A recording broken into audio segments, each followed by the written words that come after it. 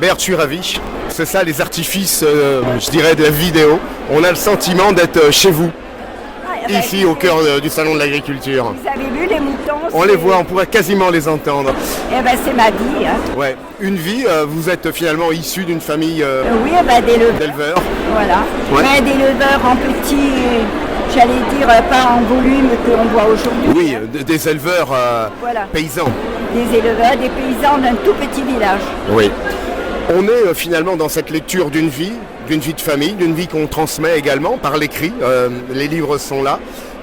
C'est important finalement d'être un transmetteur, un intermédiaire, j'allais dire, entre finalement une vie passée mais qui dure, parce qu'on s'aperçoit que le passé c'est aussi notre futur. Alors moi je dis toujours que le plus beau cadeau qu'on peut me faire, ce serait de me dire que je suis passeur de mémoire. Oui. Ouais. Parce que si j'écris des livres, c'est pas parce que j'étais prédestinée à ça, hein, parce que je suis pas allée à l'école, parce que voilà. Seulement, j'ai des messages à faire passer. Ces messages, ils sont pétris d'humanité, j'allais dire. Parce que c'est vrai que souvent, dans les codes paysans, que ce soit la forme des fromages, que ce soit dans l'outil, dans la main qui travaille, finalement, il y a un langage, j'allais dire, quasiment encyclopédique même. C'est-à-dire, on est tout le temps en train de bouger nos mains, parce que nos mains font toujours un travail. Oui, ça c'est important. Il y avait un choix qui était déterminant.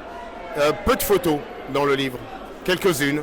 Oui, quelques-unes, de moutons. Ça s'est trouvé comme ça. Voilà. Ouais.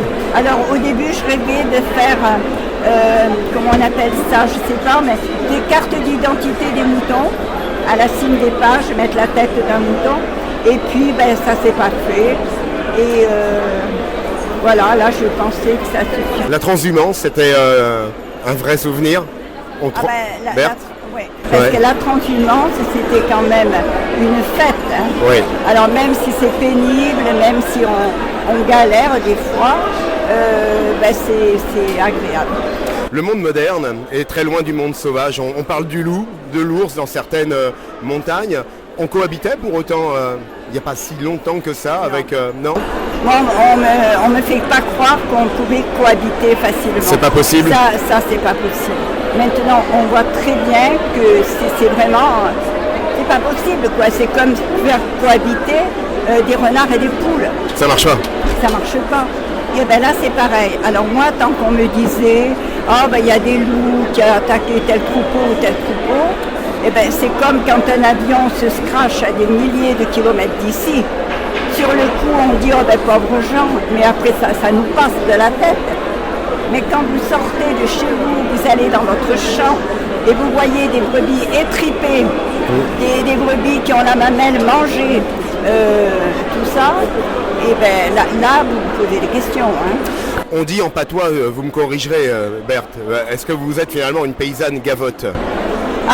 Oui, moi je suis une paysanne. Gavotte. Alors gavotte. Alors là aussi j'ai cherché dans mes livres, parce que j'en ai écrit un avant sur le monde agricole. Gavot, qu'est-ce que ça veut dire? Au fond, c'était les paysans de la montagne. Ouais. Et même comme des fois il manquait de certaines choses, et y compris surtout d'iode où ils avaient le bois. Bien sûr, oui. Et c'est là qu'est né le crétin des Alpes. Oui. Alors là, c'est quand même un peu exagéré, je trouvais. Mais pourtant, du temps de mon arrière-grand-mère, dans mon village où j'ai écrit cette histoire, il y avait une quarantaine de crétins, de gens qui avaient le goitre. Alors on disait qu'ils étaient vraiment des pauvres gens. Alors justement, pour terminer ce préambule, chère Berthe, le mouton a un langage particulier avec l'homme? Je pense que oui. Il y a quelque chose qui se passe. Après, j'allais pas dire un binôme, parce que le binôme, on l'a avec le chien. Oui. Le berger avec le chien, ça fait un binôme pour conduire les troupeaux et tout ça. Après, avec les brebis, mais oui, on parle. Moi, dans la bergerie, je parlais toute la journée, quoi. En disant, toi, comment tu vas, viens ici et tout ça. Et il y a beaucoup de gens qui m'ont dit, au début que je faisais la bergère, ils m'ont dit, mais si tu veux que le mouton te respecte, respecte-le. Et voilà, un livre à l'usage des nouvelles générations, parce que finalement ces devoirs de mémoire, c'est aussi de se les approprier, et que ces histoires n'en finissent plus de se raconter. Je crois que c'est important, finalement, de À défaut, un moment ou un autre dans notre alchimie, on veut être immortel. C'est ça, c'est quand finalement les mêmes valeurs se partagent dans tous les cœurs.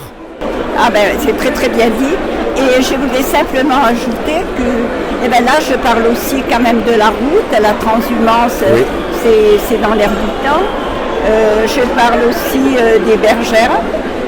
C'est des témoignages de plusieurs dames qui sont bergères.